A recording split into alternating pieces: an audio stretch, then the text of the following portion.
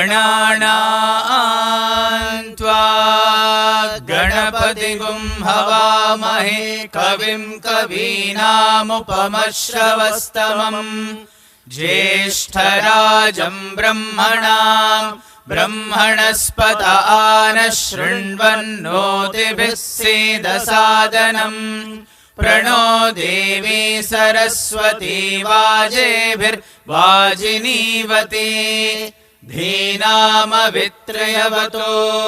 गणेशाय नमः सरस्वत्यै नमः श्रीगुरुभ्यो नमः हरिः ओम। Om Shri Sai Ram. Invoking the divine blessings of Bhagawan Shri Sathya Sai Baba. Dear brothers and sisters, I extend a hearty and warm welcome to all to the Satsang series entitled Satsangatve Nissangatvam for the batch 2022. I am Sai Niranjini V.S. from God's own country, Kerala, participant of Sri Sathya Sai National Leadership Program for Self-Transformation batch 2022. Hailing from a family of ardent Sai devotees, I am a Balvikas alumna and currently the District Mahila Youth Coordinator of Kollam District, Kerala. At present, I am pursuing my undergraduate degree in Bachelor of Dental Surgery. It is my proud privilege that with the immense love and grace of Bhagawan, I am the pilot for today's session.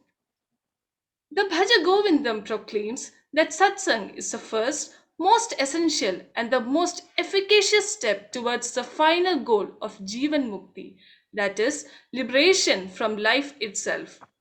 Dear brothers and sisters, we are very fortunate that we are part of a program in which this quintessential first step of Satsang has been incorporated so that we learn to deal with the worldly affairs while we are still steadily treading the path that leads us to the ultimate goal.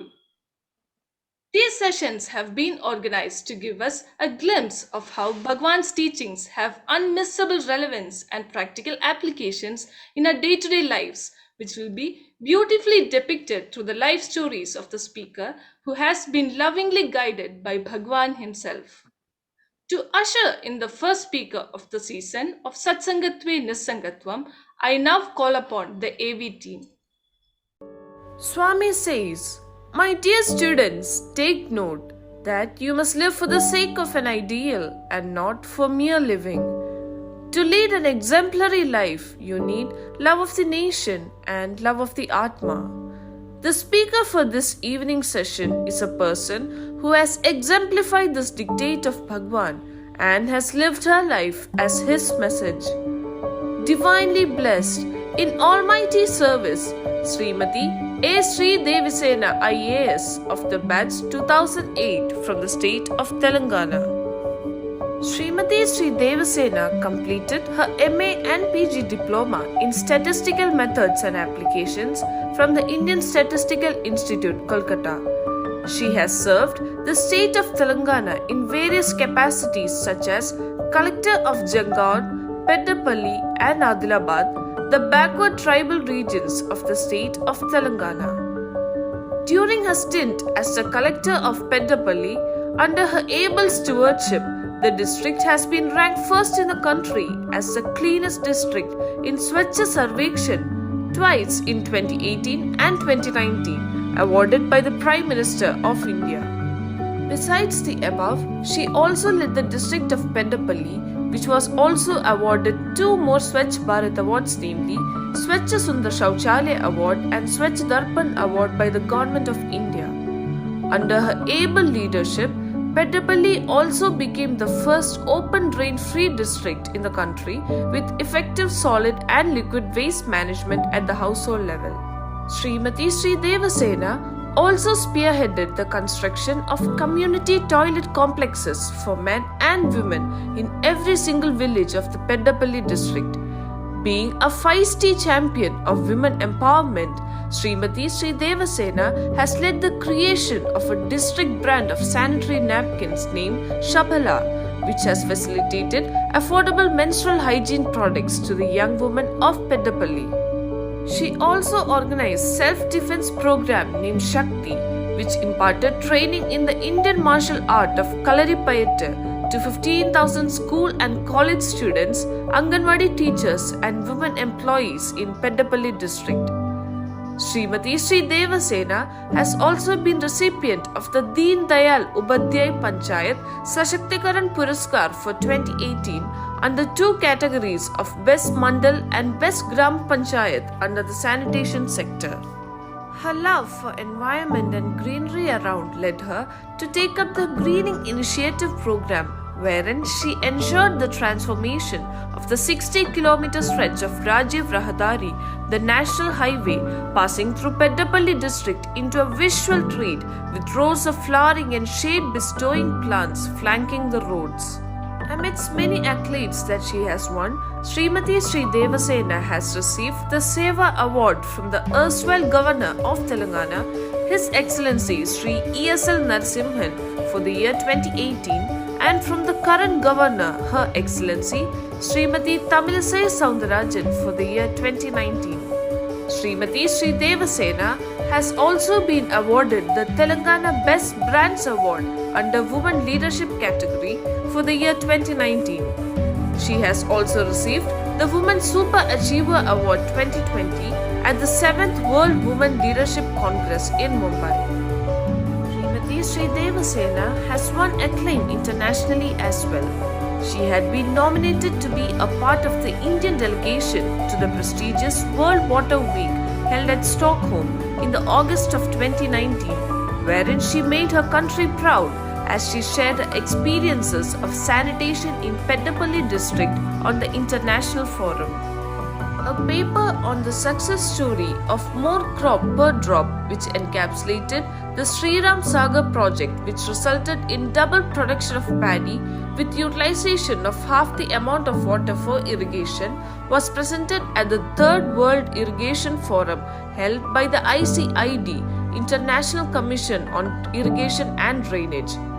This paper presentation was highly appreciated and recommended for implementation in other countries. The list of Smt A Sridevasena's accomplishments is phenomenal, but the crowning glory of her journey has been her distinctive association with Bhagawan Sri Sathya Sai Baba. An ardent devotee of Bhagawan, Smt A Sridevasena had the blessed privilege of receiving the Sri Sathya Sai Gold Medal for Best Student in Intermediate in the combined state of AP in the Faculty of Humanities. She received the gold medal from the divine hands of Bhagawan himself on the Guru Purnima day of 1988 in the Purnachandra Auditorium. Bhagawan also blessed her by solemnizing her marriage in the interview room, blessing the couple with the abundance of his love and grace. Such a prodigal leader is currently serving the nation as Commissioner and Director, School Education for the state of Telangana, and integrating the teachings of Lord Sathya Sai and disseminating Bhagwan's words through her unwavering commitment to service. Brothers and sisters, put your hands together for Smt A Sridevasena I.A.S. Jai Sai Ram. Sai Ram, everybody. Before I request our sister to speak a few words today of our leadership and our association with Swami, I would take this opportunity first to thank her for coming on board. I know she's a very, very busy lady in the government of Telangana. She hardly sleeps. She works till 2 a.m. in the morning every day almost. And I've known her from a very early days. She's like a younger sister to me. And her journey will actually be an eye-opener for all of us as to how to look at leadership as we move forward in our lives. Thank you, Devasena Garu, for coming on board. May Swami bless you abundantly. I will be coming on and off on this program because I'm actually speaking next in this conference here. So please pardon me, but we wish you all the best. Stay blessed as always. Jai Sai Ram. Sai Ram, thank you very much, Gopi Krishna. Thank you. First of all, Sai Ram to everyone. I can see there are something like 268 participants. And it's a medley of, I think, people from age 21 to 30, 35. So I'm really confused about how I will be able to appeal to each age group of yours. But let me tell you at the very beginning, whatever I say, whatever little I can share with you about my experiences is only going to come out of my mouth with Baba's grace. Swami, I wish you put the words into my mouth in such a manner that it appeals and it makes a difference to the lives of all the participants here. So, Sairam, I will just start off with a small intro about myself. Of course, you've been very, very, I would say, charitable about your remarks about me and so-called achievements. But let me tell you, none of this is my own. It has always been a team at the field level and the blessings of Swami at the higher level. Nothing else has actually made this happen in my life, whatever has happened. I was born into a family which was a middle class one. My father was a professor in the Osmania University. My mother was a housewife, and we never had any interaction with Swami until I was aged 16, when I won, when I actually happened to rank the first in the state in intermediate, that is at the +2 level in humanities. That was when Gopi Krishna Garu's father, um, he had Mr. Nageshwara, I remember very well. They were a very kind couple, Nageshwara Garu and his wife. They instituted this gold medal for toppers from various fields. And it so happened that since I was a topper, I was also called for the interview for giving the gold medal from Prashanti Society through Swami's, the Guru Purnima function at Puttaparthi by Swami. So, of course, I went there without any conviction that I would be able to get that medal, though I had topped the exam. But then it so turned out that what they tested was not my intelligence or my knowledge or my achievements. What they really tested was the character and the humanitarian aspects in the candidate. And fortunately, that helped me probably to win the medal, and that was my first and very first interaction with Swami. That day, and I and my mother had gone to Puttaparthi for the very first time in our lives. And the first thing that struck me about Puttaparthi was the wonderful sense of peace that pervaded everywhere.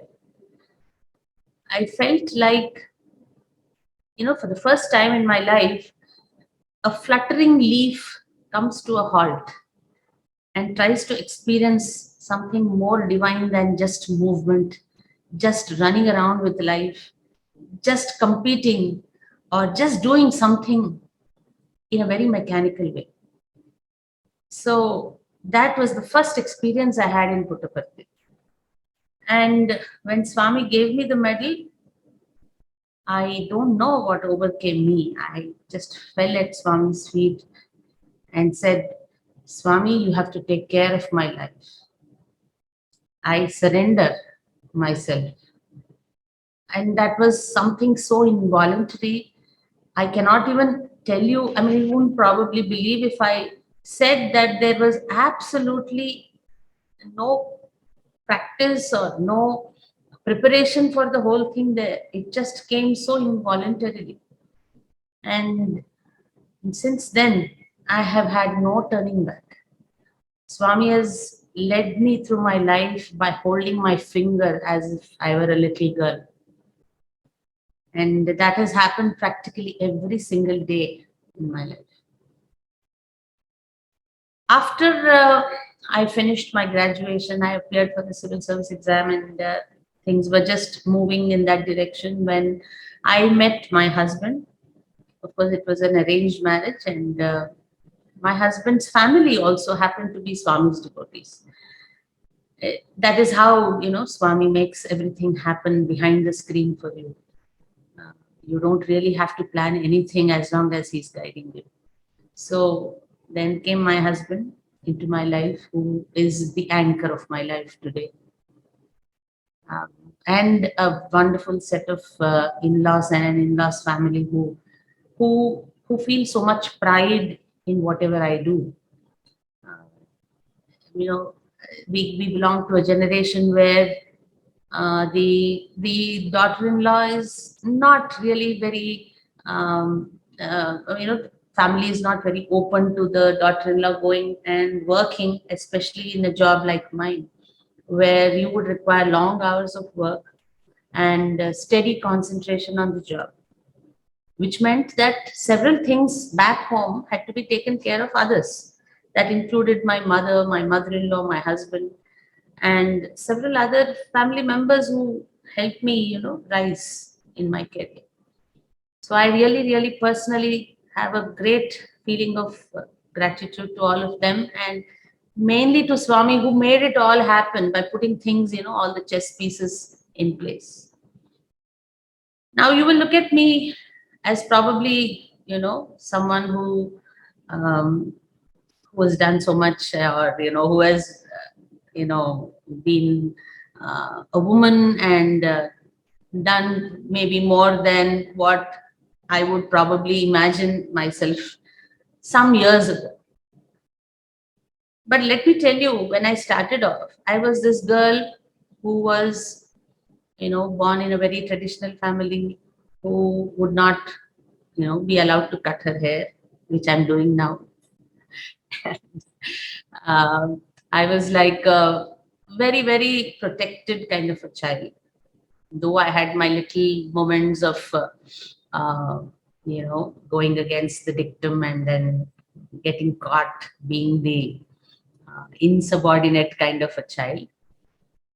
And I was also, the kind of person who would go to school and come back home, go to college and come back home, have a little set of friends who would conform to this kind of a upbringing. Then when I got married to a man who was just the opposite. And this person, who his name is Bhanu Prakash, who I got married to, he's a chartered accountant. He's now the vice president of a company called Choice Solutions. Now, when I married my husband and found the kind of person he was a daredevil. Okay. And one day we were just traveling on the road in, I think this was Chandrangutta, someplace. So he suddenly stopped the car and got down and went and took the keys of another man on a motorcycle who was traveling in front of us. And he went and stood. Our car was stopped in the middle of the road. The entire traffic came to a halt, and he went and stood on the footpath holding the keys of the man, of that person who was riding the bike. I was totally taken aback. I was wondering what happened. I didn't know what happened. And then I understood that this man was trying to, hit our vehicle, and then my husband had maneuvered in such a manner that the vehicle got away with a little bit of denting. Now that was what my husband didn't want to accept. So he went and took that fellow's keys and stood on the pavement, got that fellow to come and apologize, and then, okay, there was some small altercation and everything, and then he left. So this is something that was like a shock to me. I said, do we really do this kind of thing? I mean, we would have just let it go. Let it go. But that's not my husband. And there were several such instances. So I really got to know of my husband as a person who's so different from me, and got to learn so much from him. I think that's what Swami makes a husband and wife for, that you learn from each other. And for the first time when I joined my job also, every day I would come back home and relate my experiences to him. And then he would really put in so much of courage into me that, later on as I kept evolving, I came to the point where I would speak against public representatives if they do not follow the rule and get noticed for that.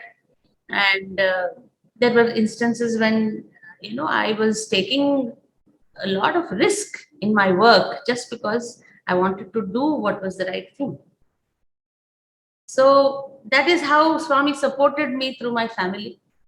Then I've had 2 kids. That also was Swami's grace. These 2 kids also were probably, I had a lot of issues conceiving because of my career, because of several other things. So it was Swami who finally helped me out with that too.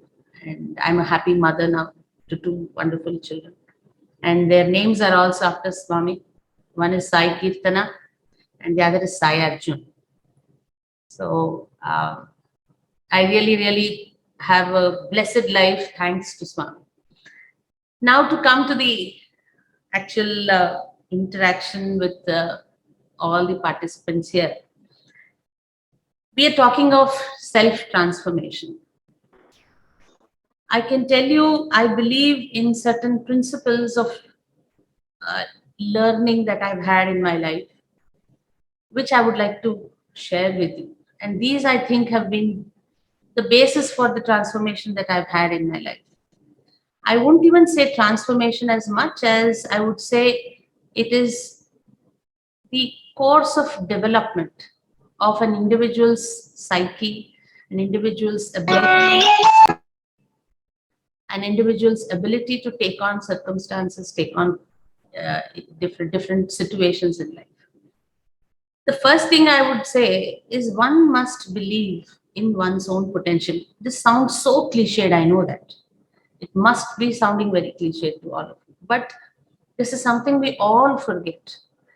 Because what happens is, when you want to do something, you are probably guided by your own experiences and your own thoughts. At the same time, there will be people, some naysayers.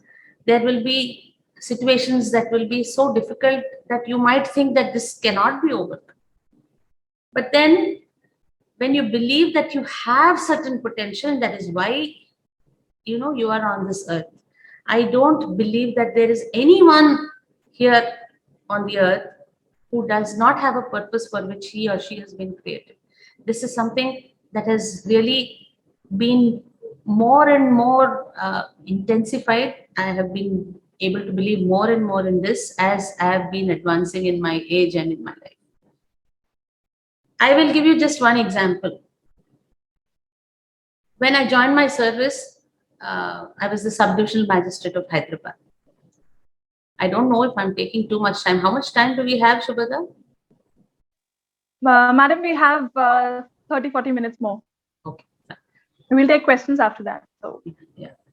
So, when I was in my first posting, I was the subdivisional magistrate of Hyderabad district.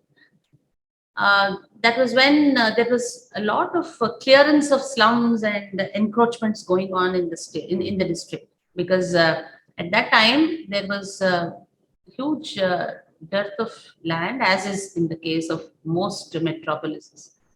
And there was also a requirement of land by the government for its expansion plans in various sectors.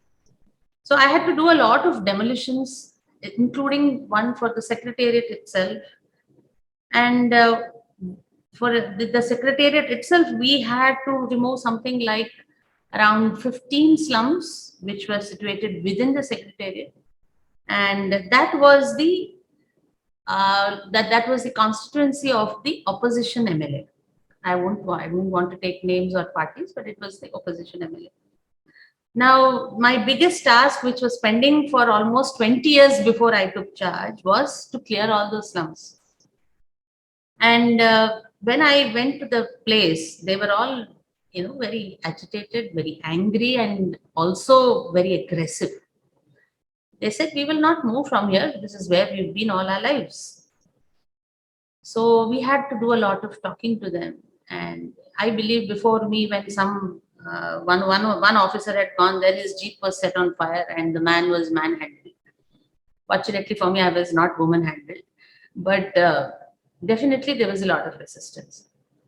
So when I tried to explain to them, they said, yes, we will, after a long time. This doesn't happen over just a day or two, but over a month, as we kept persuading them, they came out with their real reasons. They said, you give us houses, we will go from there. So we constructed houses for them in a place that they wanted, ensured that every single person is properly rehabilitated. And then came the time when they had to actually remove their houses and go.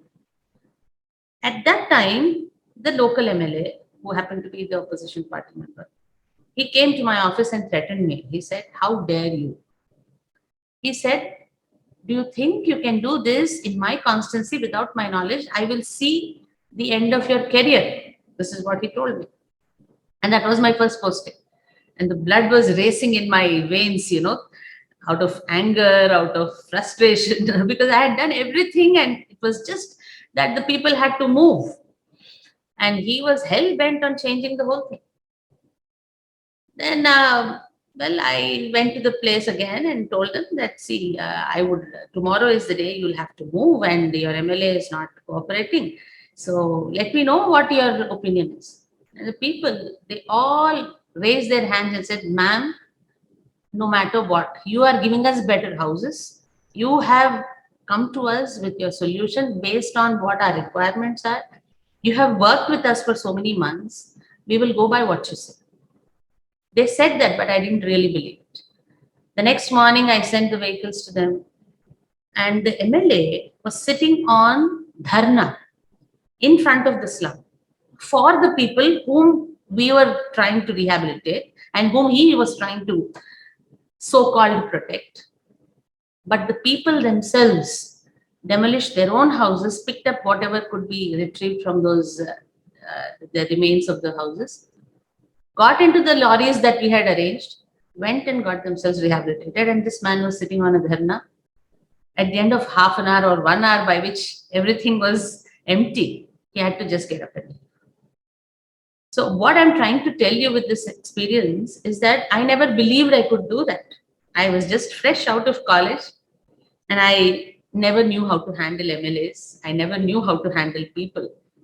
But what just kept going was I had to do this. I had to do this because I started it and I had to end it. And I had to end it in a way that was beneficial for everyone. It wasn't my interest to make those people homeless. That is why we had a dialogue with them. We ensured that whatever they required was, in fact, there were some dhobis also in that particular group. So we also provided them a dhobi guard so that their livelihood wouldn't be affected. We went into very great, depths into what they really required and ensured that they were comfortable or more comfortable than what they were before. So this is what I'm trying to say, that not only this, but several other demolitions where, we would be doing the demolition, suddenly people would come with stones and sticks and try to attack us. Not because the people were against it, but they were instigated against us. There were so many such instances where my personal security was at stake. But then we went through the whole thing. We either, in some cases, our own department people also, they give information in such a manner that it, aggravates the situation. We have to work against all these kind of forces. So that's how, at that point of time, when my very first posting, it was like baptism with fire. I had to handle these kind of things. And at the end of it all, I got the title of demolition woman, when I really didn't know anything about all this, but I managed to do whatever I did. Yes, there were failures at times. I'm not saying I was always successful. But then the determination that, yes, we can do this, provided it is done in the way that it should be. That was what really took me through. The second principle or learning or a fundamental that I believe in is that you should also believe in the potential of others, not just yourself. Because you really don't end up doing everything. It's your team. And if you're talking of leadership, which is what the program is essentially all about, leadership means that you are leading someone. And that happens to be a team of people, and they will be doing things that you envisage, you visualize, and they will be the people who will actually make the things happen. So if you do not believe in the potential of your team and try to build it, build their confidence and build yours. Even if you are not confident, you should never appear before them as not being confident. I will tell you one example.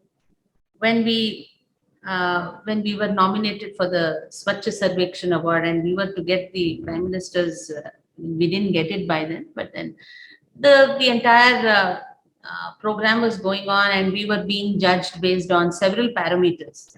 And there was a team coming from Delhi which was going to evaluate our performance on various parameters.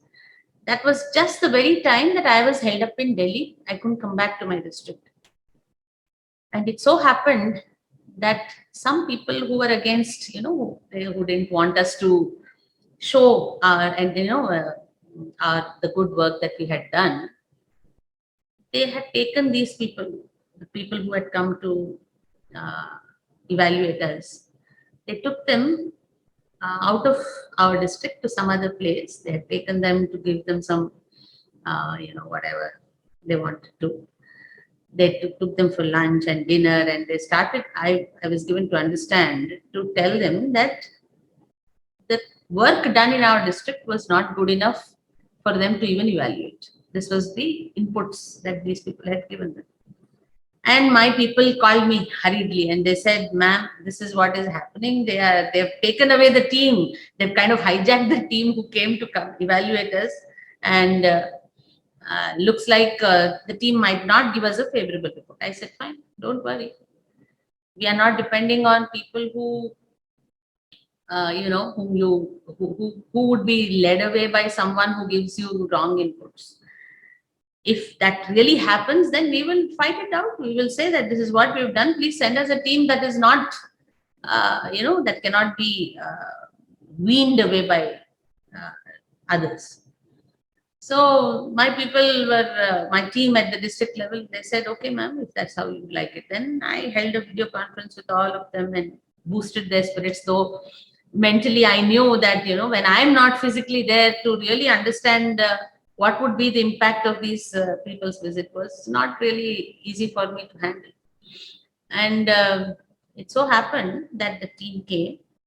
My joint collector was there, and all my sarpanches, my MPTCs, my ZPTCs, all the political clan also was there. And they all took these people to the field and showed them exactly what we had done at the field level. And I never spoke a word to that team afterwards again. It ended up that we won the award for the best cleanest district in the entire country. So what I'm trying to say with this is that I did probably the visualization, the work, getting the work done and everything. But at the end, my presence was not there. It was my team which carried out the whole thing for me. So you really have to believe in the potential of your team and ensure that potential is, undeterred potential has to keep going even in your absence. And this is something that happens only when you have that one-to-one touch with every single person in your team. If you're able to do this, believe me, miracles can happen not because you have trained them, but because it is innate within every single person that they all have some potential that can be utilized for a broader, bigger public purpose. The third thing I wanted to tell you about was you must also believe that others can be wrong about you. I have seen many youngsters who are either, disillusioned with themselves because someone has said something about them that you are no good, or you're not good at something, or you cannot present yourself properly, or they perceive something about their own selves as an insufficiency. This has become very, very common amongst the youngsters these days, I have seen. Let me tell you that I have also had those kind of experiences. There was one election that happened when I was under training. And this election happened to be, since I was on training, I really didn't have any great responsibility. I was only supposed to watch and learn. But then that particular returning officer, who was a very senior I.A.S. officer, decided that I should be getting the experience of handling something on my own. So he told me to do a certain job which involved randomly selecting people to attend one single polling station. That means you will have some 4 or 5 categories of people, lists of those kind of persons, which had to be randomly picked up and allotted to a single polling station. So there were many such polling stations. So this activity had to be done actually much before the election. For some reason that happened manually, and this I.A.S. officer, this returning officer under whom I was working at that point of time, felt that it was not rightly done. And he said it should be done randomly through the computer.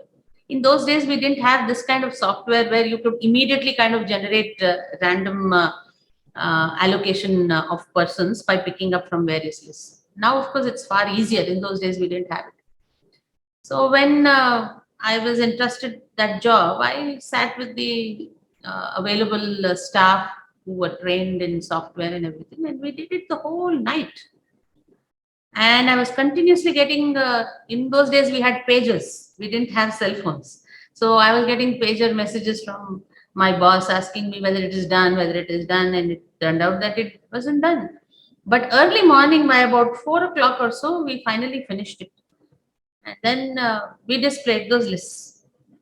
And horror of horrors, it so happened that it was so badly matched and batched that a single person was allotted to 3 or 4 polling stations. So there was a whole lot of confusion. There will be, on the day of distribution of election material, the center is like full of, say, 5,000-6,000 people. And this is a statutory work that has to be done, and a lot of police forces also deployed. There'll be, it's like it was all chaos that day because no one knew where they had to go. Everyone's coming to the RO's table and asking, "Ma'am, we've been allotted to so many places. Where do we go?" And then there was there's also this kind of anxiety with the rest of the people because they are supposed to leave the distribution center by 12 maximum, or at least before lunch. And by 12, by the time it was almost 11, we had only 1 hour left, and this was what happened. So my boss called me and said, "What is happening? Why did you do this?" I said, "I'm sorry, sir. This was something that I trusted the team to do, the software team to do, and they muddled it, and maybe I'm also responsible. I'm sorry, because I did not understand the implication." So at the last minute, we had to shelve that randomization project and go ahead with a manual allocation of people to the polling station, which took us a good 4 hours. And the election commission was continuously inquiring why it was delayed so badly. Okay, so that was a huge dud that in my training, you see, if you are going to start off like that, imagine what kind of an impact it has, not just on your morale, but also on the reputation you make. You see, in the service, it's a very closed kind of a system where when you do something, it gets circulated everywhere. Oh, that person, oh, that officer, oh, that lady, oh, she's known for this. Okay, that's the kind of reputation you build. So it so happened that after that, I went to various posts and I did well and I got a good recognition. But that stuck on to me that I cannot do election. Okay, and it's the worst thing that can happen to an I.A.S. officer because election is the biggest thing that an I.A.S. officer does. In the next election after that fiasco, I was consciously not included in the election team. All I.A.S. officers were included except me because that reputation still stuck on to me that I had messed up that election. Okay, so it was really very depressing, of course, but then I said, fine, if that's what has to happen, then so be it. But I had, after that, gone as deputy chief election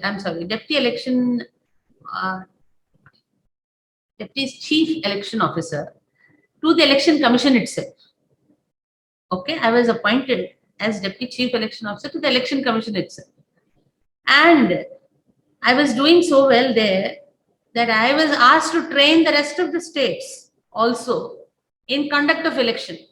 When that kind of a reputation was stuck to me, this came like a like a bolt from the blue. I never imagined that I would be able to do that. I was posted there and I had to pick up the strings, and I learned what it was all about. And we were able to seize the largest seizures of cash during an election when I was working there in the election commission. That was the largest seizure in the entire country. Something like about 200 crores we had. I'm sorry, 150 crores was what we seized. So that's why I asked to give presentations and trainings to all the rest of the states in the country. Whenever elections happened in those states, I used to be called to Delhi to do that presentation and to give them the training. So that was, of course, something very happy to feel about. But that was not actual conduct of election. And my dhabba was all about conduct of election, the first fiasco that happened. So when I went as collector, I was posted as collector in 3 different districts. So in the second district, that is Peddapalli, when I was posted, I had to handle close to around 18 different elections. 18 different elections. And the biggest of them, of course, was the parliament election and the assembly election. And it was always in my heart that I made a mistake in the very first training of mine. Will I be able to carry this forth? Will I be? That was always hanging in my head. And that was when I really was praying to Swami. Swami, let me get out of this. I need to do this well. I need to do every single election well. Otherwise, this will stick on to me for the rest of my life. So I had one very, very huge, problem to take care of during that election, which I had explained during the I.A.S officers training, but I don't want to get into much depth now because I have 4, 5 other items to discuss. I will talk about it. There was one very huge problem that came up during those elections, and that was dealt by me only because of Swami's grace. It was something that was unimaginable. It could have gone out of hand and I would have been suspended from service if that really happened. It was a huge rain, and all my, the strong room, so-called strong room, was the windows were just broken open by the sheer, force of the gale. It was a hailstorm, and water entered my strong room. And what kind of a strong room would it be if it is, if the EVMs and the VVPATs are not kept safely?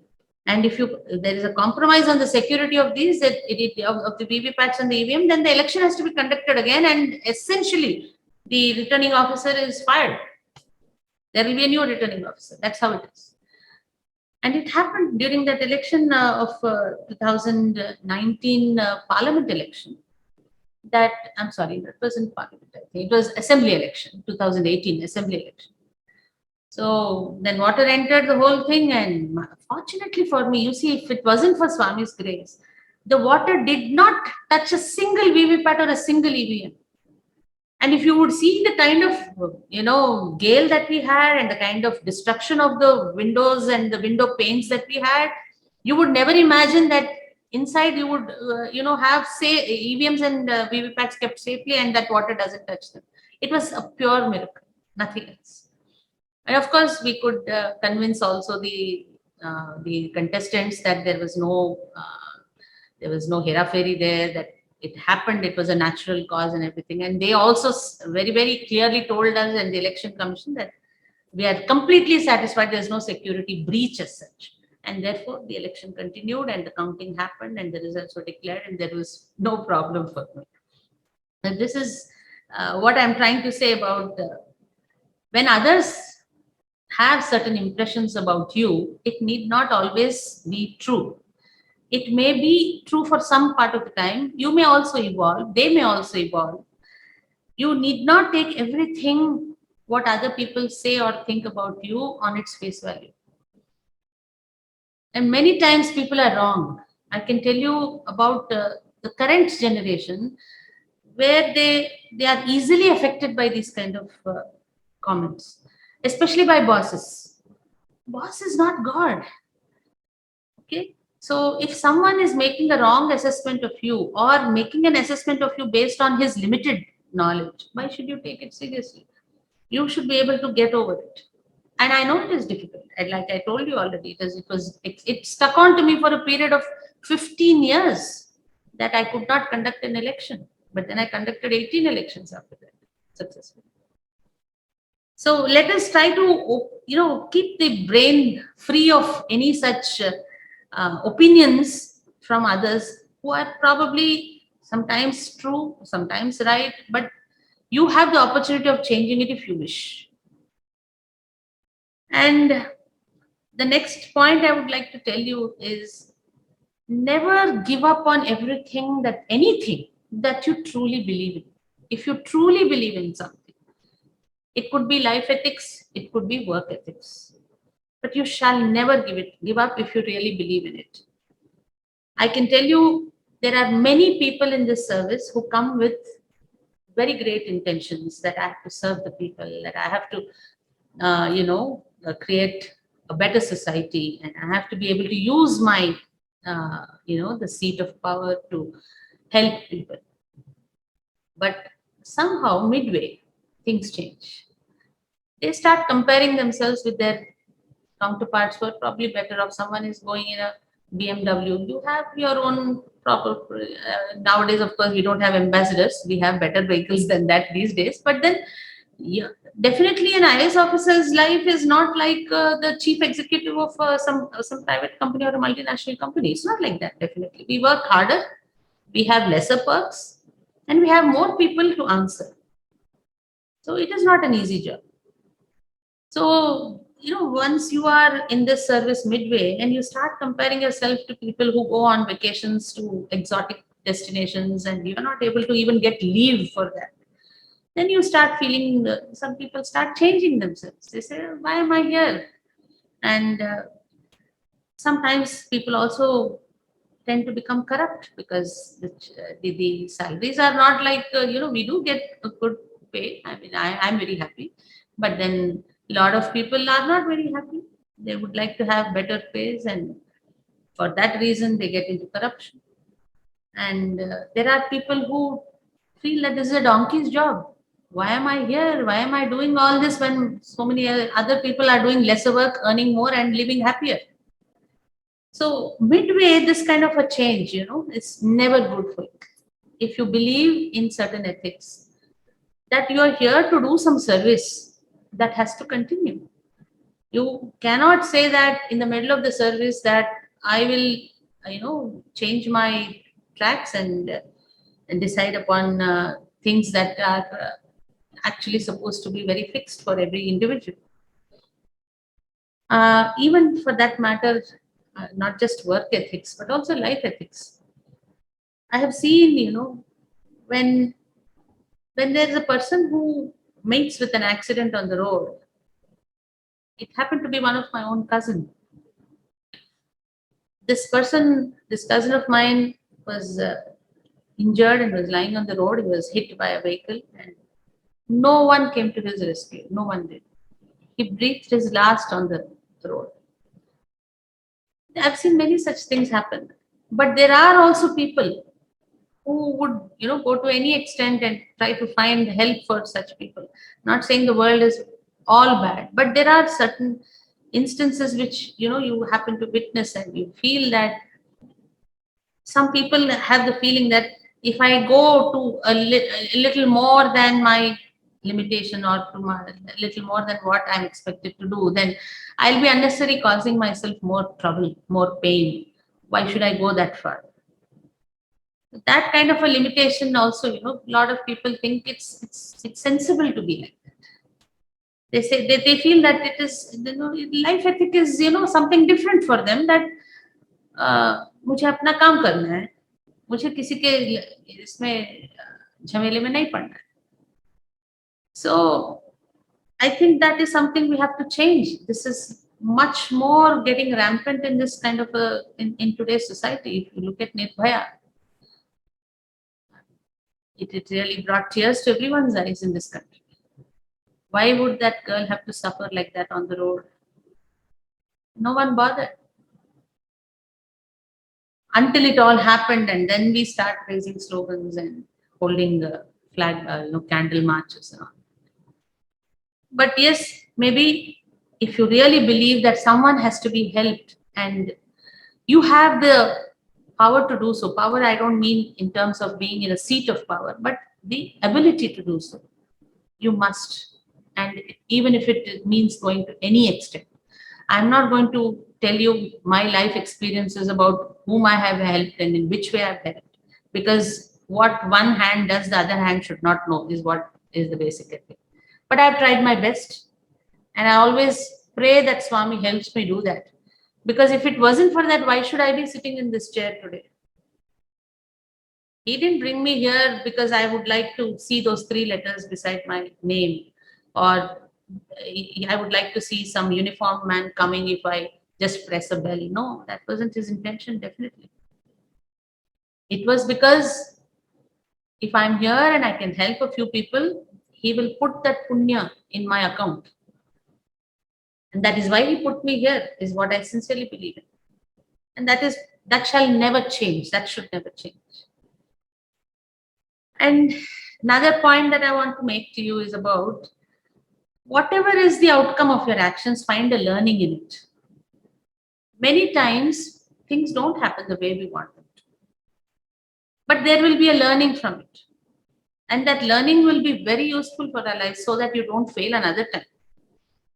But what we like to do is we think that is the end of the road. When we are faced with something which is huge, which you have not seen before, some kind of a problem that you haven't faced before, you think that is the end of the road. Especially after COVID, a lot of people having remained at home for a long time, they have lost these kind of skills. I am seeing in my own department the school children who have come back to school after maybe 1.5 years. There is a visible difference in their behavior. A lot of children do not feel that they are capable of anything. That's because they have not written any exams. They have not met students. They have not met their peer groups. They have not interacted with people. It has made a very huge difference to their psyche. So basically, many of these children also feel that if they are unable to write an exam or unable to handle a certain situation, not just students, I can say that it's happening with many others, thanks to COVID, a lot of psychological situations where they feel that's the end of the road. And sometimes, it has also become a kind of a trigger for self-harm and suicidal tendencies. These kind of things are becoming more and more rampant in society today. We are not faced with situations such as cancer, or at one point of time, if someone said cancer, we were scared of it. Today we are in a situation where at least cancer, there are certain symptoms: depression, mental disorders, worries, and inability of a person to handle situations because simply you are not psychologically capable of it. It has become more and more rampant these days. I think we should understand this aspect.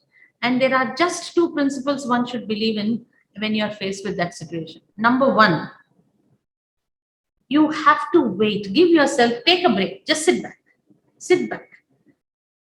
If you just sit back and let things move the way they are moving, you will see definitely within a few hours or within a few days, things will change, the circumstances will change, and you will be able to handle it better. Just sit back, do nothing. But do that. Give yourself a chance. If you don't give yourself a chance, no one else is going to give you a chance. That is number 1. Number 2, when you sit back and allow things to change, you must also think of one thing. What is the worst that can happen because of this? First question, what is the worst that can happen? When you evaluate that, you will find that your fears were totally unfounded. and that there always is a better day, there always is a better situation, there's always a better you who can handle that situation. So if you are able to do these two things in any situation, it need not be a very psychologically difficult situation for you. It may be as simple as you know a point of time where you have too much of work to handle and you are unable to handle it, you're feeling very stressful. Just stop and think of these two things. You will see that things will change. And it has happened umpteen number of times in my life. I can tell you this. And last but not the least, I have found a great mantra. I have found a great mantra that leads me through my life and that helps me through every difficulty and probably even helps me to change situations in a manner that is completely unbelievable. And that mantra is Om Sri Sai Ram. Believe me, every day, when you're in a difficult situation, sit back. Or if you're not even in a difficult situation, just say this Om Sri Sai Ram, Om Sri Sai Ram, Om Sri Sai Ram. Please do continuously. This is called a Nama Japam. We say Nama Japam in Telugu. In Hindi, you say Nam Jap. You do this, you will find so much strength. You will find it's flowing through your veins. The strength, the mental strength, the physical strength, and the complete transformation of a situation that helps you to deal with it so effectively that you are totally you cannot believe that you have done it. I would request every single participant here, if you're able to do this, please do let me know again if any transformation has happened in your life. I would request all of you, because it has happened to me not once, so many times, every single day. For a small thing like, I have to deliver something, some kind of a report or some kind of a task within a limited period of time, and I have probably limited number of resources, I say Om Sri Sai Ram, Om Sri Sai Ram, Om Sri Sai Ram. And I don't know if my camera can come here. This is where my Sai Ram is. He's on my table. Okay. So whenever I go for a new posting, you will not believe this. There is Swami's photo on the table before I come. I don't know how it comes. It comes. So when I do this, I find that things transform so well, so beautifully. Things ease out like, it's a paved path for me to just walk on. So do believe this and do practice this and let me know if it really has made a change for all of you. I said last but not the least, but I want to add just one more point. When you believe that every action of yours is a service of Swami, you lay your thoughts, your actions, your deeds, the result of everything at his feet. That is complete surrender. You will become an instrument in his hands. Once you become an instrument in his hands, there is no turning back. He will ensure you reach your destination. But you have to do that. You have to surrender. You have to believe. You have to make that prayer from the depths of your heart every single day. Every single time that you need it. And you will see what a wonderful, beautiful situation God has created. Swami has created for you to just go into and enjoy yourself. No longer is there any stress. No longer is there any worry. No longer is there any tension that you have to do something and that is not done or that may not be done. So thank you very much. I don't know if I've spoken too much. It's 8:30. Is that the right time, Shubhada? Yes, ma'am. Actually, the exact timing that you finished in. Very thankful to you for that. And if okay with you, we'll open the floor now for questions. Sure. Yes, we already see a few hands raised. Sister from Tamil Nadu, F07. Please unmute yourself and ask your question. You can come on camera, sister. You can come on camera. Yeah, just a second, please.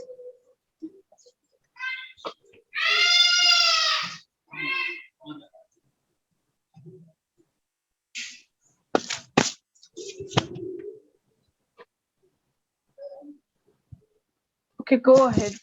It's difficult to you. Okay, Sairam. Am I audible? Yes, sister. Wonderfully. Please go ahead. Hello, Sairam, ma'am. I'm really glad to hear your speech. I'm thankful to you and thankful to Swami. Thank you so much. So I have this question here. So nowadays, when we become truthful, when we are honest, and people around us are like making fun of us. It is not. I'm not telling in very big words, but very simply. If I am in a college, when I used to pick the dust and when I put in a dustbin without throwing in a floor or something like that, people laugh at me. What is this? Why do you want to do it? And this kind of thing. When I follow traffic rules, it's like, hey, what's that? Why do you stand it? It's okay. It's fine if you move on. So that kind of things. So I feel whether I'm living in a different world or something, or it's like that. I don't know how to face it really. Even after this, I would like to be the way I am, but still, I don't know because I feel I'm like odd one out there, something like that. So I don't know. I'm really it's shocking to hear about you. So and in a very high position you are, and you're very very honest. And how do you maintain it? I just want to know about it, please. And being a woman, of course, you'll have many obstacles. But still, apart from all that, you're shining like a star. I just want to know how it is. And so, Can I have your name? Selvi is what I can see here. yeah, it's Ilakya Selvi. I'm Ilakya Selvi from Tamil Nadu. Ilakya Selvi. Selvi, it's so nice to see you. I can see Swami's vibhuti on your face. Yeah, thank you. And I can hear someone crying in the background. I'm sorry for that. That's my son. No problem at all. I can understand. I had my kids actually snatching away my mics from me, so don't worry about it. Thank you. So, yeah, it's coming to your answer. See, let me tell you, Sylvie, that there are challenges everywhere. But like I said, when you believe in something and you do it with complete, complete adherence, complete belief, trust, automatically other people will understand what it is. If they don't, then it is their headache. It is their headache. We are not here to change the whole world. We are here to live our lives in a way that impacts others in a good way. And that will help us also to have some kind of a better reason to live. That you're able to impact someone's life in a good way. Now, if you're going to pick up something from the road, you know something, as a collector, I have picked up on the entire highway of Peddapalli district, we had picked up the rubbish and things like that, which we wanted people to understand. And along with me, who picked up? The MLA, the local MLA, and all the students. We were picking up and carrying in sacks and going ahead. Then there were people, like you said, who were saying, "Arey, ye kya hai? Collector aake aisa kar raha hai." So at the same time, in that very family, the children came out and started to help us to, carry those sacks full of rubbish and, pick up things on the way as we kept going. And after we went and collected everything and put it on the square, of the main road of the district, of the district headquarters, the press people were all taking our interviews, including the little fellow who came, from that house where people were making fun of us doing it. You will not believe, Selvi, the power of good, the power of doing something good, we really underestimate it. But when you believe in it and you keep going ahead, essentially people will be affected by it. You try it and see. Of course, you will probably feel a little, pinch when someone is demeaning it, or someone is not giving it the value it should be given. But that should not deter you. And that is what an ethic is all about. And if you really believe in it, like I already said, you will never let go of it. And it will make the change that you want. And this is not just you and me. Let me tell you, the Prime Minister of India, he was picking up on the Mahabaleshwar beach. And it got, written about in papers, and social media went viral with it. So I think if you believe in something, doesn't matter. If someone says something, it's their headache. We will believe in what we should and go by it.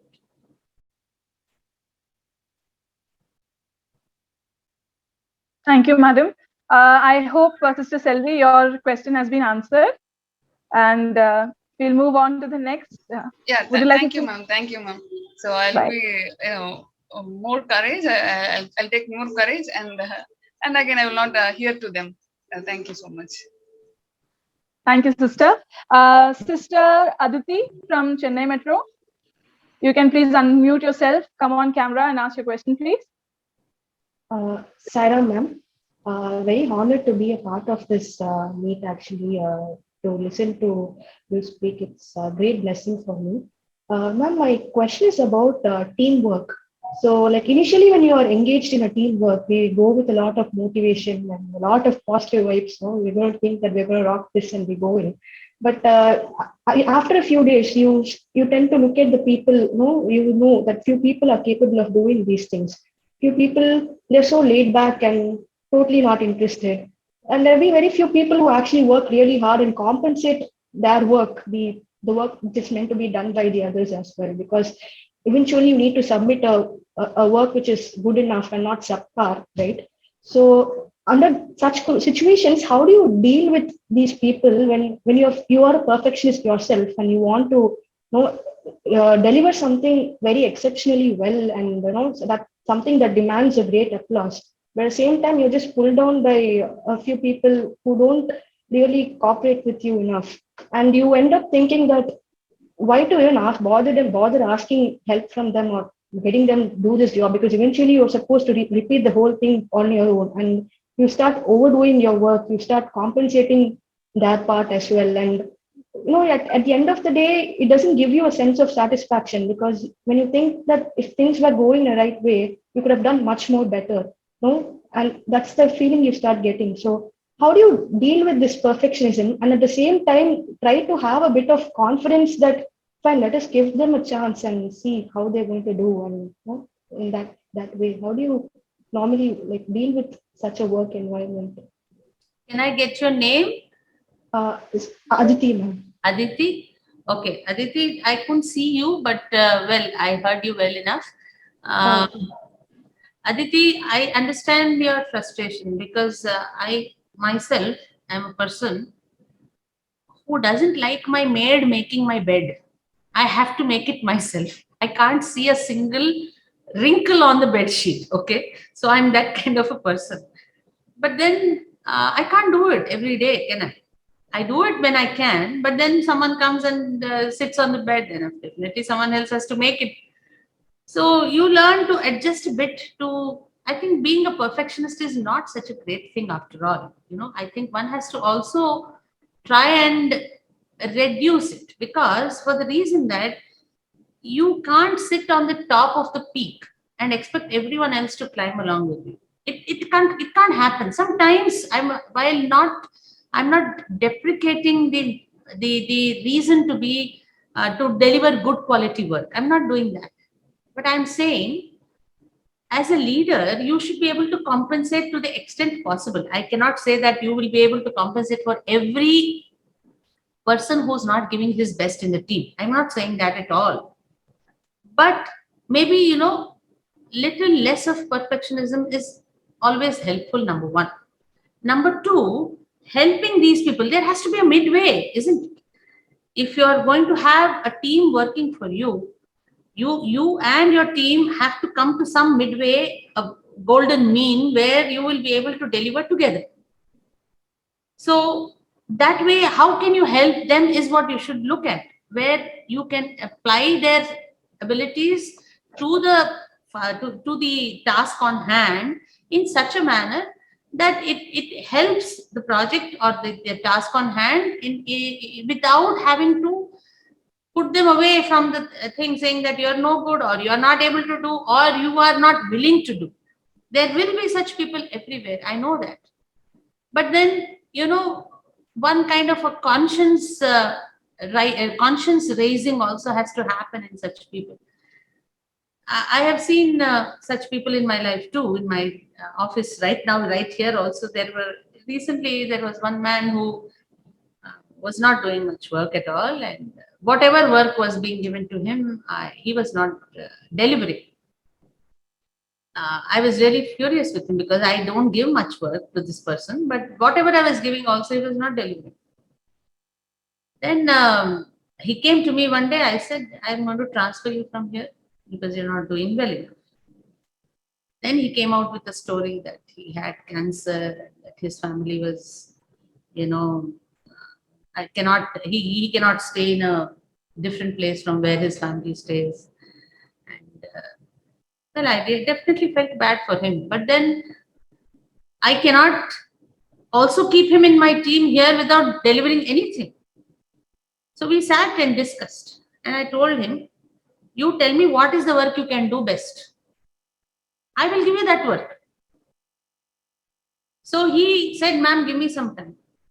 And I said, you can't take a lot of time, but whatever you do, you come back to me with a concrete proposal, and there will be no, there will be no compromise on the tasks that you have to deliver or on the result that you have to deliver based on what you choose to do. So he went back and came to me and said, ma'am, I will do this so and so thing. Basically about e-office, we wanted to establish an e-office. So he said he will do that because it is something to do with, staying stationary in one place. So I agreed and he delivered. Only thing is that, yes, he's doing a task which probably I did not, recruit him for. He should be delivering something more than that. But at least now the result that I am seeing from him is from 0 to say +5. He's got to go a little more further. Yes, I know. But then given that he's got some medical condition, I cannot push him too far. But my suggestion, Aditi, to you will be, when there are people like this, it is going to be no use trying to shout at them or trying to push them out of the group. You will have to involve them in such a manner that they feel the satisfaction of having done something. And that satisfaction, once they get, it is infectious. It will go on. They will try to do more. But they have to get the satisfaction. Many of these people who do not contribute, they are basically doing that because they have never been patted on the back for whatever little they do. It may be as small as, maybe just a 5-minute job. But you tell them you've done well. Generally, they try to do more to get you to say something better about them. So there are such kind of people. Of course, there are other kinds of people who are very, very, the most arrogant or the most, what would I say, incorrigible type of people whom you cannot change.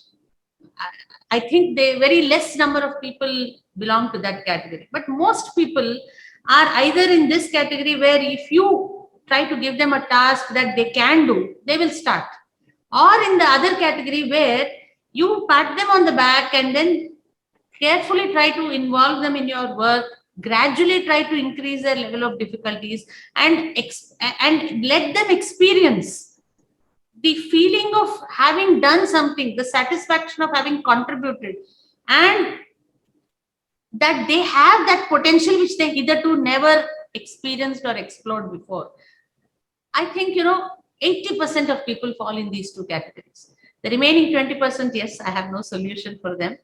But maybe, sometime in their lives, they will also change, because for long you cannot stay, like an inertia. You cannot stay for long like that. Sometime it is going to hit them very hard. And I really hope it shouldn't, and that such people should change.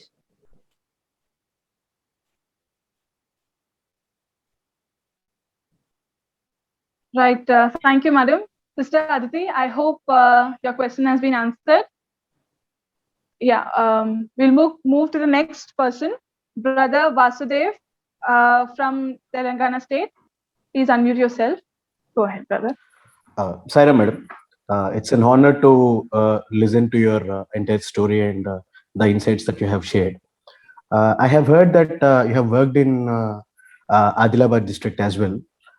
So being a district where more areas are into tribal areas, from Satya Seva organization, Hyderabad, we had once been to a survey to this tribal area for Mangli and Burki near Vanvat village. So for a person who's brought up was from city, for us it is like a cultural shock to exactly witness what was there and how their living standards were, and it is like a dialect differences were there, cultural differences were there, traditional differences were there, and I just wanted to share one example wherein we are completely scared. We can see that the government has actually provided them this Mission Bhagirath water supply to every each house.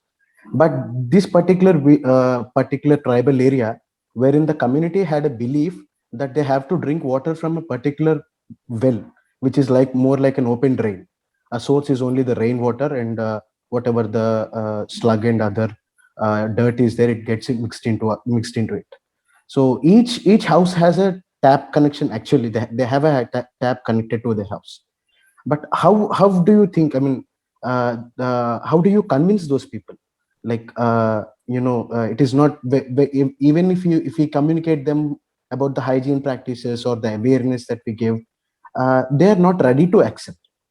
So we tried whatever we can say, but they are not ready to accept, and that this is what something they are doing from it's been like some generations together. They are dependent only on that particular drain or the well for the drinking water.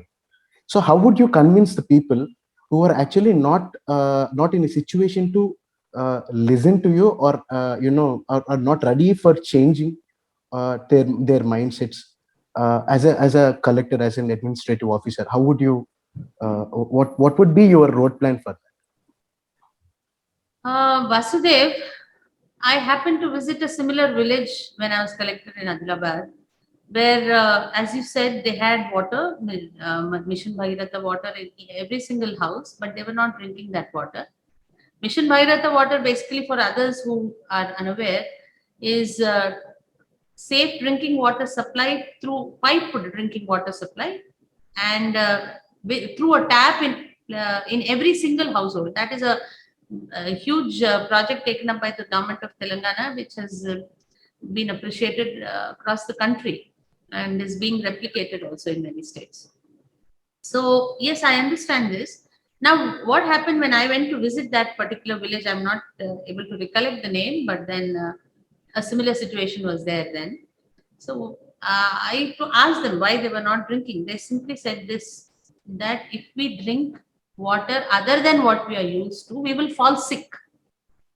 They said this. So I said, why should you fall sick? So they showed me, they took a glass of water, they showed me, and they said, now if I drink this water, if you can see that there is a difference in the color. The color comes basically because, the water that is supplied is not muddy. It is just that there are some agents that are mixed up with the water. So it's not the pure white that you get in bottled mineral water kind of thing. So I said, okay, now I will drink it in front of you, and I'll come back again tomorrow, day after tomorrow, and after that also. And if I fall sick, at least you will know that the collector has fallen sick. At least will get reported in the paper. Now the press people are here and you are here. I'm going to drink this water. I drank one glass. Then they said, no, one glass is not enough. You drink 2 more glasses. I said, I drink 2 more glasses. I drank 2 more glasses. And they said, yes, now if you are not going to fall sick, we will definitely start drinking the water. I said, yeah, then wait. 2 days we waited. I didn't fall sick. So I went back to them and told them that I'm not sick. So now will you drink this water? Very reluctantly, they agreed. And they started to drink the water. But yes, I can't do this for every village, because as a collector, we would be having several things to do.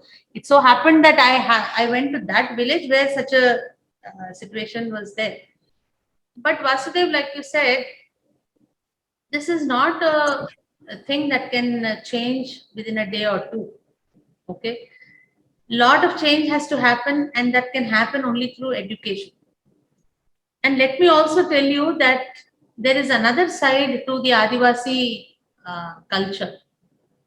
Do you know that in the peak of COVID, the Adivasi families, Adivasi tribal hamlets, no one got COVID.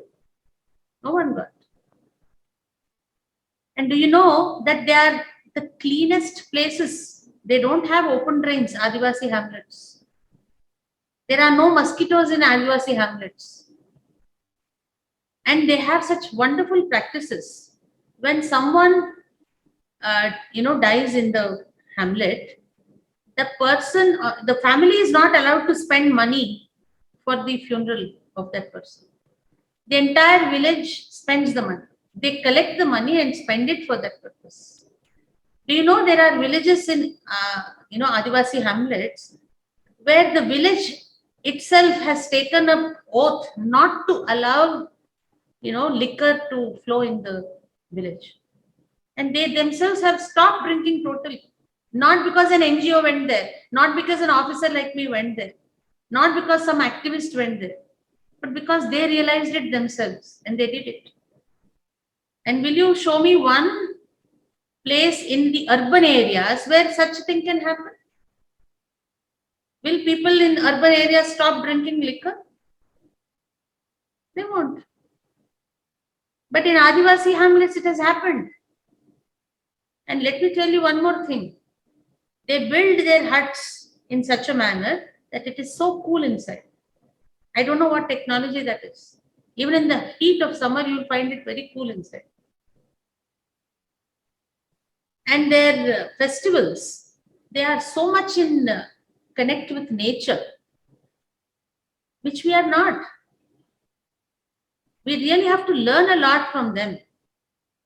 They have their own systems of, regulation in the society. In their society, you will not find anybody who is suffering from oppression. Everyone is treated equal. There are so many things that probably we don't know, apart from what we probably see and hear about, their being so-called backward. While I fully agree, Vasudev, that, in terms of good health, they need to be drinking water from a protected source. All I meant by saying this was that they're really not so backward as we imagine them to be. Certain things have to change, and that will come over a period of time. It will also come with, this is the first time in so many years of history that drinking water in pipes has reached Adivasi villages. It has not happened for a very long time. So let people get used to it. I think surely we have teams working in these villages, especially from the health department and from the Panchayat Raj and the rural development department, who are engaged in this exercise of trying to make people understand that they must be drinking this water, which is, very safe for them. And tell me one more thing, Vasudev. Except for some particular instances where there has been some mass kind of a, some kind of diseases spreading in a mass scale in these villages. Generally, they have good health, despite drinking from wherever they drink. They generally have good health. The only problem that we see with Adivasis is their economic standards have to increase. Quite unfortunately, Adilabad being the place with the highest density of forests in our state, the farmers and the highest rainfall too. Essentially, with highest density of forests, you have highest rainfall also. The farmers there have only one crop in a year, only one crop. There's no water. Water is drained like, from the head of a, you pour water on a bald head, water flows down, right? That is how water flows down from Adilabad into the other districts, and other districts are prosperous. Adilabad is not, because they don't have water and they grow only one crop a year. Whereas in other districts, there are definitely two crops and mostly they grow paddy. And one of the benefited districts was my own district where I worked before as collector, that is Peddapalli. Peddapalli produces the highest amount of paddy in the entire state, whereas the water comes from the rainfall of Adilabad. So, there are some things that have to be changed about how to make them, the Adivasis' lives more sustainable economically, financially, getting them employed. These are the main issues that they are facing. Once these things improve, automatically a lot of other things will also change about their lives. And I can tell you, we need not feel really sad for them. We have to really learn from them that they have been such a resilient kind of a community, despite whatever they've been facing all these centuries that we have been independent as a country, with our own governance. Okay. Thank you, ma'am. We'll take a couple more questions, ma'am, if okay with you. Yeah, sure. Yeah. So I invite Sister Sharanya from Karnataka. Saira ma'am, it's indeed Swami's grace that we're able to hear your inspiring story. Ma'am, I'd like to know from you, how do you choose a team? And my other question would be, how do you practically maintain your calm in the worst of scenarios? I didn't get your name. I'm so sorry. I'm so Sharanya. Sharanya. Sharanya, where do you hail from? Karnataka. Bangalore. Oh, okay. See, the first question is, how do you choose your team? I never get to choose my team. I have to work with whoever I'm posted with. Like, for example, in this office, I have close to about 180 people just in this office. Of course, the field offices are different again. But in the head office, I have 180 people. None of them are those whom I can choose, because they're all in this department from ever since their first posting, first appointment. So they can't move from here anywhere. But when I come as an I.A.S. officer to this post, this is the only post that, different people keep coming in. The head of the department is essentially an I.A.S. officer. So after this, I will go, someone else will come. Okay, so we all have to work with them, but we can't choose our team. So how do you work in this kind of a situation? That is what leadership is all about. You see, right now in our department, we have close to around, 10 to 15 urgent and important tasks that have to be accomplished, which includes recruitment of some 11,000 posts, conduct of a preliminary examination, conduct of an examination for recruitment of all these people, a 7,400 crore project which aims at strengthening the infrastructure in all government schools. That has to be again worked out from A to Z, because it is the first time that such a project has come. And we have several other policy issues that are in the making right now, for which we need to be spending a lot of time, energy, and we have to put our minds into formulating the strategies for doing this. But I have a very limited number of people who can actually help me with this. What do I do then? I have to use them to the best of their capacities. Nothing else. I can't get a person from health department into the education department. I can't get a person from, say, the revenue department into this department. At most, maybe I can manage one or two people on deputation, but that's it. So what I believe in is, again, like I told you, one has to be able to awaken within the person who works for you the need for self-actualization, as it is called. Many people will not believe that this is easily possible, but I can tell you it may not be easily possible, but it is definitely possible. Nobody in this world would like to feel useless. Nobody would like to feel useless. But once you feel you're useful, you feel more, capable. You feel like doing something more than what you've always been doing. I think that is the first basic thing that has to be touched in every individual when you make your team, when you set a task for your team. That everyone is important, everyone can give their best, and everyone feels that they are important for your project. Sometimes they may not be, but you should show them that importance. That itself will change a lot of things. But the moment you say, why are you here? You are spoiling the whole thing. You are not capable. You can't deliver anything. Then it's gone forever.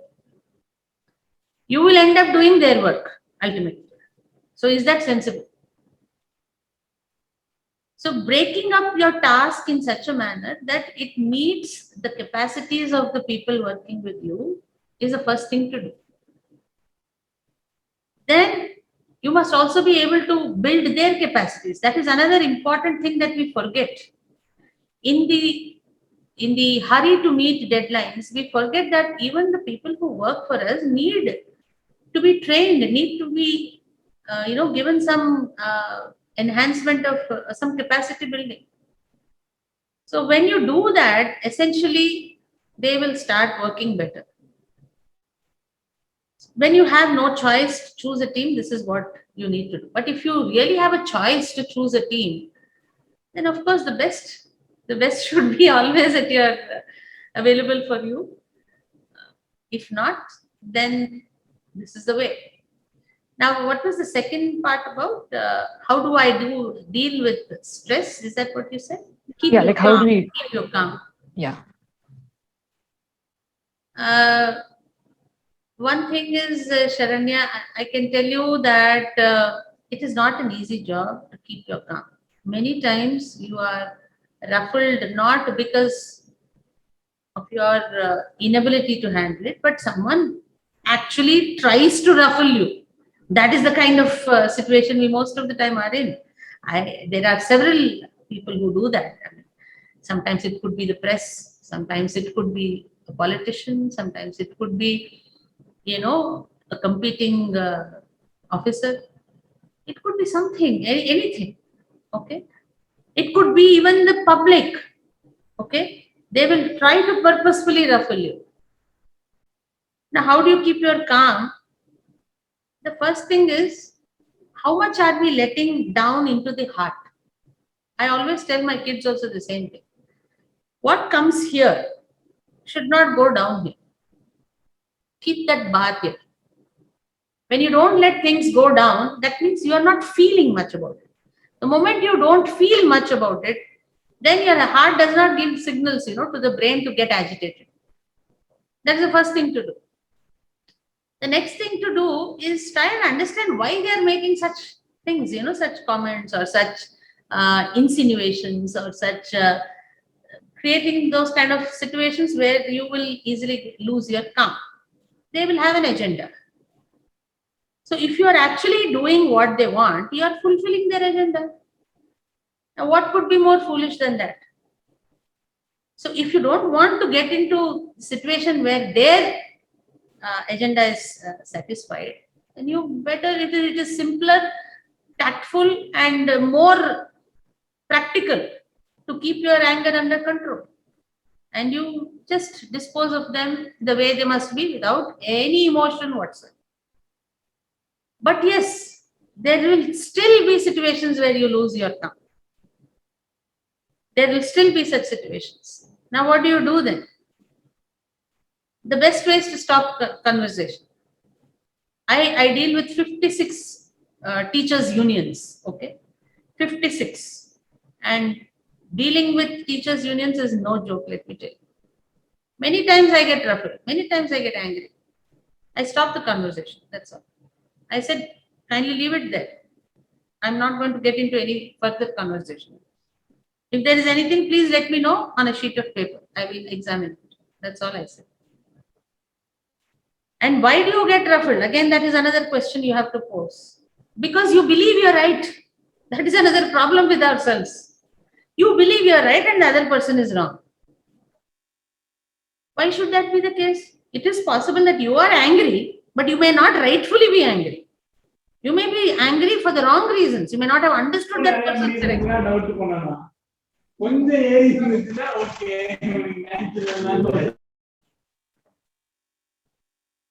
That other person may have caught you at a time when you are fully stressed, or that person would have come at a time when you are bothered with too many other things, and you may have probably got ruffled for no good reason.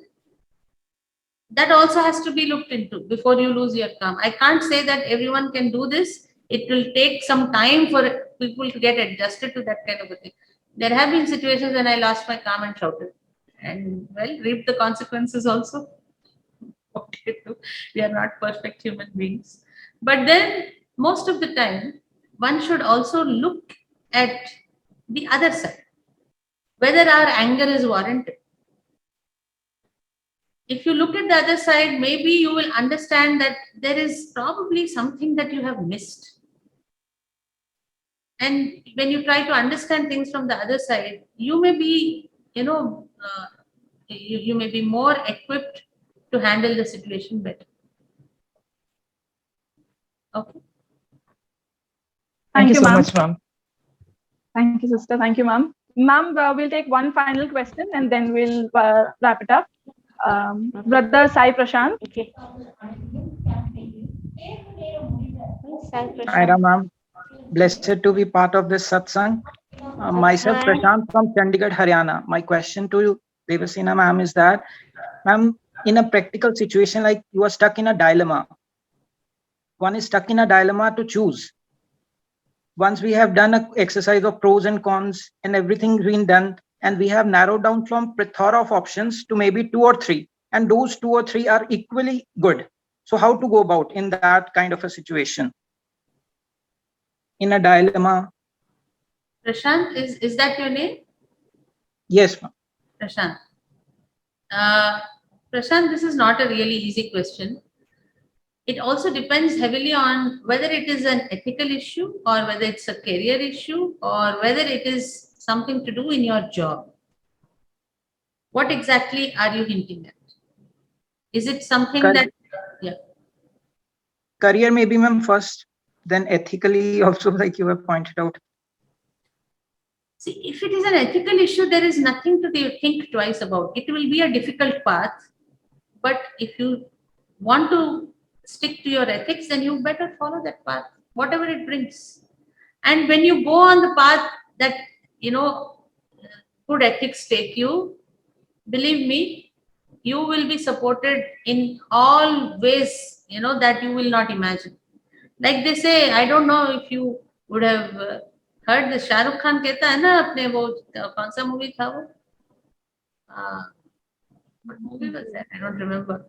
And he says, अगर सच्चे दिल से अगर चाहते हो तो सारी कायनात तुम्हें अपने मंजिल से मिलाने की कोशिश में लग जाती है.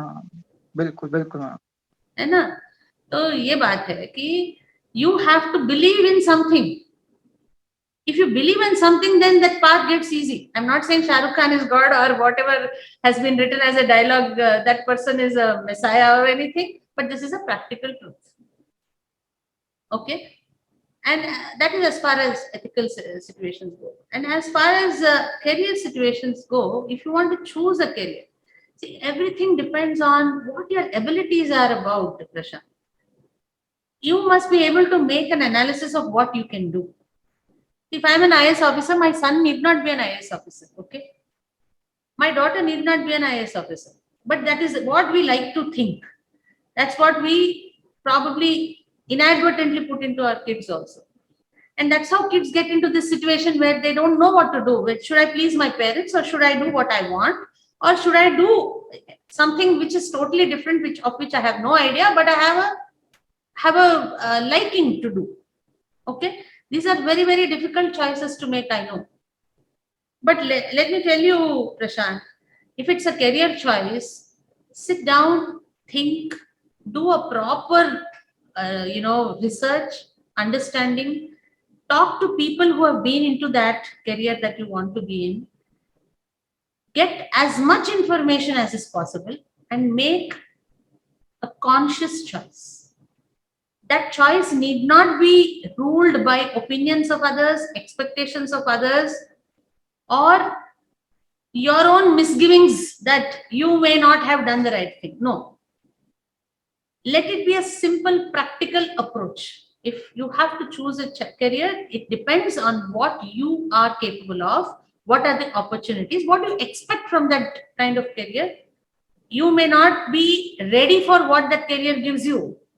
On the look of it, you may think that it is fantastic, but as you get into it, you may feel that is not where you want to be. There are several people who get into IITs and then they, decide that they want to have a career in baking. They go and open bakeries and they're happy with it. That's fine. But when you make this choice, please make a safe choice again. You cannot say after 10th that I am going to go and become without getting any sufficient degrees, a completely impractical solution, I'm going to become an actor.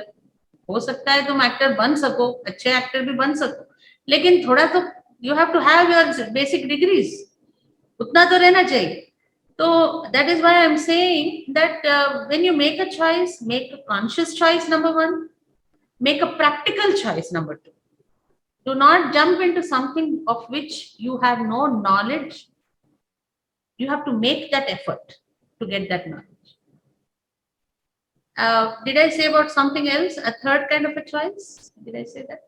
One was of ethics, one of career, one of, what was the other choice that I was asking about? A choice on, did I say something else? Yes, ma'am, you definitely had said the third thing, but I don't remember. It's okay, but ma'am, it's job oriented. In your job, okay. In your job, I can tell you, Prashant, from my experience, if you feel a certain decision is needed and the man on the road, the poor man or the man who deserves the benefit out of your act, then you should do it. If he benefits, you should do it, no matter what. You see, there have been situations where I've had to fight with politicians to protect lakes. Okay, I did it because I was convinced that that is the right thing to do. There are many situations where I could have taken an easier path because that would have, taken a lot of stress off me and I would have been falling in line with the expectation. But I have not done that because I cannot sleep in peace if I do that. Let me tell you, Prashant, and everyone else who's listening, you see, there will come a time in all our lives when we are ready to go from this world. And that day, God forbid, I don't want any of us to be in that situation, but most of us will have to face it, where we will be sleeping on the bed in a hospital. You will be hearing the ticking of the monitor of your heart, of your BP. That kind of sound that comes, long sound beep that keeps coming in the ICUs. Most of us will go like that. That is unfortunately the modern life that we lead. So at that point of time, when you're there, all these questions will come to you. What have you done? Have you lived for yourself? Have you lived for others? Have you done something that people have benefited from? Have you lived for an ideal? Or have you been totally selfish and done everything for yourself, your family, mera parivar? Parivar ko, I'm not saying it's not right to take care of your family, but something beyond that also has to be there in your life. Okay? when I see youngsters in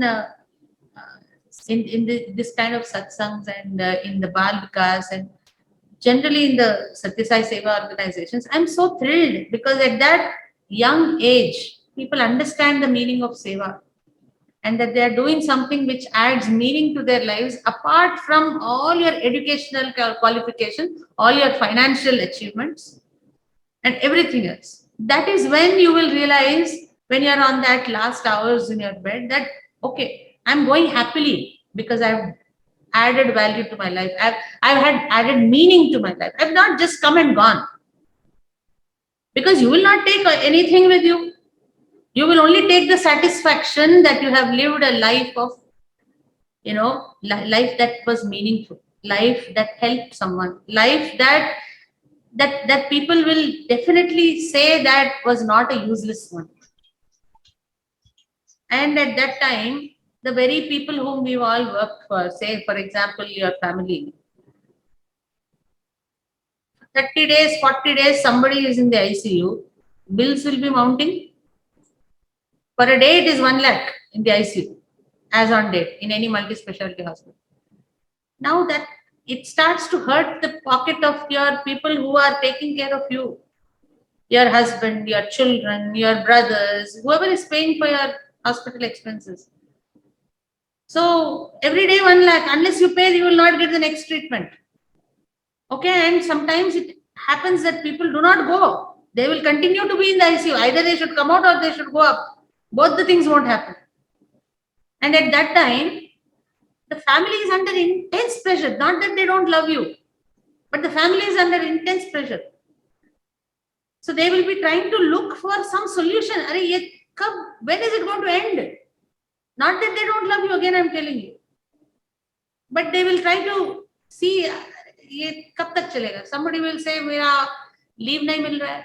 Someone will say, ghar mein kaam pada hua hai. Someone will say, meri saas pukar rahi hai, mujhe jana hai. Okay. So everyone has in this world their own occupations, their own things to pursue. So if we are sitting in the ICU for 40 days, 30 days, to get that much of attention from our family is probably impossible. So then what did we do all our lives? We should understand that at that point of time, that all the money you have earned, all the facilities you have given for your family, ultimately did not result in your going in peace, because you are also worried that they are getting, unduly stressed out because you are in the hospital. So what will give you happiness before you leave? Only one thing, that you have done something good. You have lived for a cause. You have helped someone.